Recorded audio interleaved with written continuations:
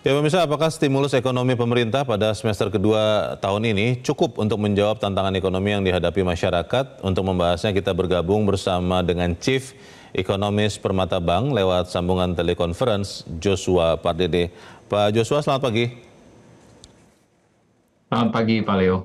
Ya, Pak Joshua, kita lihat di kuartal kedua angka yang dirilis BPS itu pertumbuhan ekonomi Indonesia mencapai 5,12%. Ini sesuatu yang di atas perkiraan banyak orang, tapi menggunakan data itu, pemerintah kemudian melihat bahwa harus ada stimulus di semester kedua. Sudah ada beberapa stimulus yang sebelum ini tadi saya sampaikan. Secara umum menurut Anda, Pak Joshua, apakah stimulus itu akan cukup untuk minimal menjaga pertumbuhan tetap 5% di kuartal ketiga dan keempat, atau seperti apa? Ya, saya pikir tadi sudah disampaikan ya beberapa insentif kebijakannya, dan saya menilai bahwa kalau kita melihat kondisi di semester kedua tahun ini, sepertinya tekanan dari globalnya masih tetap ada, dan juga permasalahan domestiknya ini belum teridentifikasi ya, ataupun belum ditargetkan oleh pemerintah ya, bagaimana upaya untuk penyerapan tenaga kerja dalam jumlah yang besar. Dan kalau kita lihat tadi misalkan untuk merevitalisasi mesin produksi di industri tekstil ya, itu memang mendorong peningkatan produktivitas di tekstil. Tapi pertanyaannya, apakah kondisinya penyerapan tenaga kerja sudah mulai membaik ya, karena kalau kita melihat realisasi di lapangannya sendiri, tingkat pengangguran itu terus meningkat. Lalu tadi juga terkait dengan dorongan pariwisata. Kalau kita bicara spending untuk pariwisata, ini kita bicara kelas menengah ke atas. Sementara pemerintah belum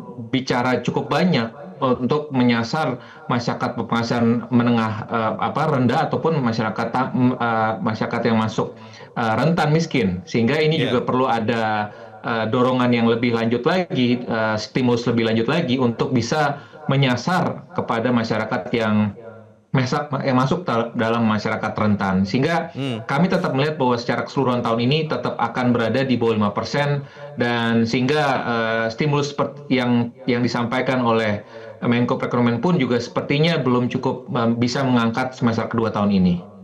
Kalau hitungan kasar ya, ada dari Perbanas Pak Joshua yang menghitung kalau tadi semua stimulus itu berjalan, itu akan bisa menambah pertumbuhan ekonomi Indonesia tahun 2025 di triwulan ketiga itu 0,1% saja. Kalau Anda lihat, itu akan bisa bertahan sampai akhir tahun, atau memang harus ada stimulus lain yang ditambahkan, Pak Joshua? Ya, kembali lagi kalau kita bicara dari sisi bagaimana down trading ya, ataupun keinginan belanja masyarakat saat ini memang masih masih rendah ya. Kecenderungannya karena tadi situasi, ada kekhawatiran mungkin ada potensi dirinya akan bisa di PHK ke depannya, artinya belanja untuk barang tahan lama itu menurun. Kecenderungan untuk belanja otomotif, untuk pembelian perumahan pun juga saat ini juga cenderung mengalami penurunan. Kredit perbankan pun juga cenderung mengalami perlambatan ya, sampai dengan di akhir semester 1 tahun ini. Sehingga ini memberikan indikasi bahwa aktivitas ekonomi ini perlu distimulasi dengan bagaimana meningkatkan daya beli dari masyarakat itu sendiri, tanpa adanya dari sisi kemampuan masyarakat untuk belanja itu meningkat, dengan dalam artian lain bahwa uang masyarakat itu tidak meningkat, artinya pendapatan masyarakat meningkat. Saya pikir spending masyarakat itu tidak akan terjadi, sehingga stimulus yang tadi cukup banyak disampaikan, yakni yang menyasar kepada masyarakat penghasilan menengah ke atas, sepertinya akan terkonsentrasi, dan artinya belum akan menyasar kembali lagi kepada masyarakat menengah ke bawah. Dan ini kembali lagi kondisinya masih terpolarisasi, artinya divergensi kondisi sosial ekonomi kita masih akan terus terjadi. Dan tentunya Gini ratio kita pun juga akan terus makin memburuk ke depannya kalau tuntutan masyarakat yang seperti disampaikan oleh teman-teman mahasiswa pun yang belakangan ini disampaikan, ini belum terjawabkan oleh pemerintah. Ya.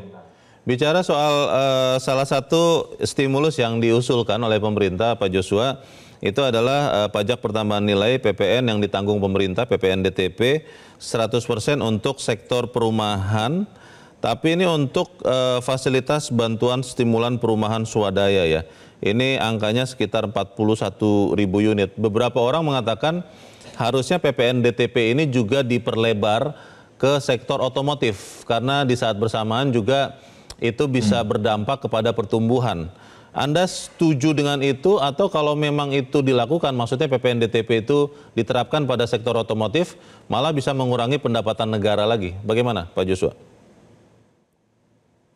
Iya, tentu ini logikanya kita harus melihat penerimaan negara itu adalah dari aktivitas ekonominya dulu ya. Kalau pemerintah bisa meningkatkan aktivitas ekonomi, tentunya penerimaan pun juga akan mengikuti berikutnya ya. Tapi jangan pemerintah mematok dulu penerimaan negara meningkat sekian seperti yang tercantum dalam APBN 2026, RAPBN 2026, bahwa pertumbuhan penerimaan perpajakan itu naik kurang lebih hampir 13% dari Outlook 2025. Sehingga ini tentunya memberikan image ya, sekalipun tadi juga disampaikan oleh Menteri Keuangan bahwa ini bukan berarti adanya kenaikan perpajakan, ada mungkin juga intensifikasi, tapi tentunya ini memberikan indikasi bahwa pemerintah akan mengupayakan ya bahwa akan ada peningkatan penerimaan perpajakan di sana. Dan kalau tadi memang ada stimulus lebih lanjut lagi diperluas kepada sektor otomotif, ini saya pikir ini juga cukup bagus ya. Tapi pertanyaan kembali lagi, kalau kita bicara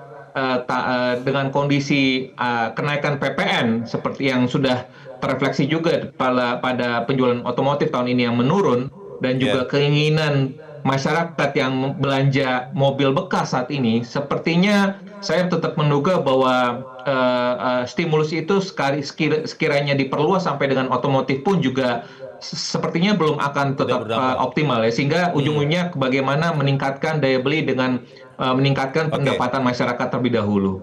Bagaimana dengan usulan yang belum lama ini baru-baru saja kita dengar Pak Joshua, diusulkan dari Ketua Komisi 11 DPR, ini Komisi Keuangan Perbankan, Misbakun, yang mengusulkan penurunan tarif PPN umum. Jadi bukan hanya sebagian sektor yang PPN-nya DTP ditanggung pemerintah, tapi PPN secara keseluruhan diusulkan turun. Ada angkanya disebut diusulkan turun dari 11 menjadi 10%.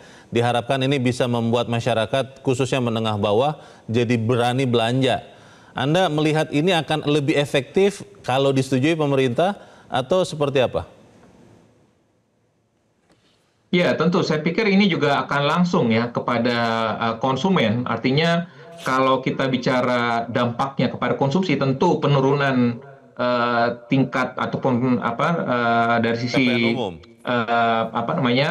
tingkat PPN, tarif pajak PPN ini diturunkan, tentunya ini akan bisa mengakselerasi spending ya. Jadi tentunya ini akan bisa berdampak positif ya, karena kalau kita melihat ekonomi kita jangka pendek ini kita masih mengandalkan kepada pengeluaran masyarakat gitu. Jadi saya tetap melihat bahwa kalau pemerintah meningkatkan PTKP misalkan, lalu juga menurunkan PPN dan juga memberikan insentif lebih lanjut lagi kepada masyarakat pekerja sektor informal, tentunya ini saya pikir akan bisa berdampak positif kepada masyarakat kelas menengah. Masalahnya adalah berani atau tidak ya pemerintah menurunkan PPN dari 11 katakanlah seperti yang diusulkan Misbakun menjadi 10%, Pak Joshua.